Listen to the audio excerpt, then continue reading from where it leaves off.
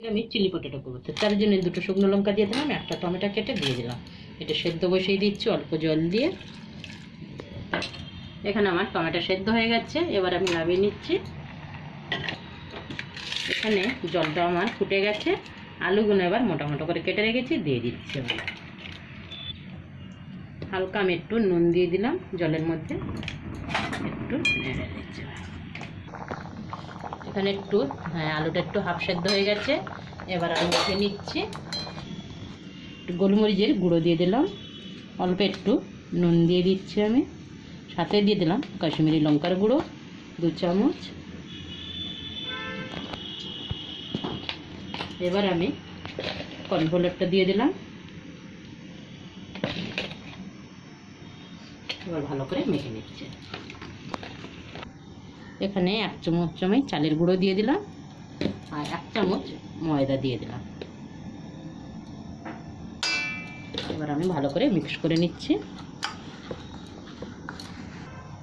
তেলটা আমার গরম হয়ে গেছে, এবার আলুগুলো ভেজে নিচ্ছি আমি।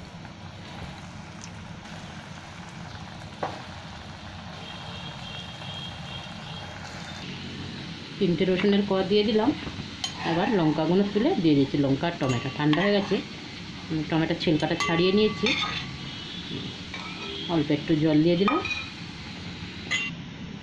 এখানে আমার আলুগুলো সব ভাজা হয়ে গেছে, এবার আমি একটু মশলাটা করে নেব। আমার এই মশলাটা বেঁচে গেছে, কর্নফ্লাওয়ারগুলো, ময়দা, চাল গুঁড়ো আমি বাটির মধ্যে দিয়ে একটু জল দিয়ে মিক্স করে নেব। এখানে আমি আলু ভাজার তেল দিয়ে দিচ্ছি, তেলটাও খুব গরম, কড়াও গরম। রসুন কুচিটা দিয়ে দিলাম, সাথে আমি পেঁয়াজটাও দিয়ে দেবো।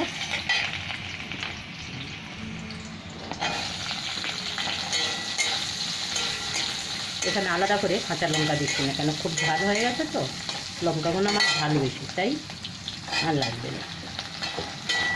ক্যাপসিকামটাও দিয়ে দিলাম,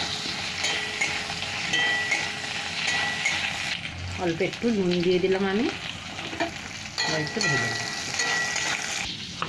এখানে আমি সয়া সসটা দিয়ে দিলাম মিক্সি জারের মধ্যে, এই চাটনির মধ্যেই দিয়ে দিচ্ছি। এবার আমি টমেটো সসটাও দিয়ে দিলাম একটু।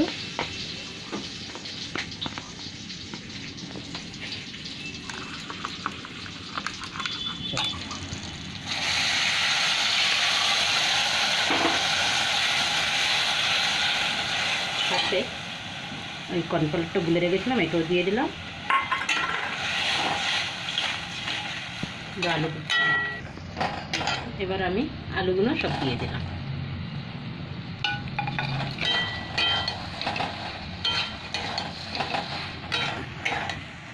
অল্প একটু আমি তিল দিয়ে দিলাম। এখানে চিলি পটেটো হয়ে গেছে, এবার আমি গ্যাসটা বন্ধ করলাম।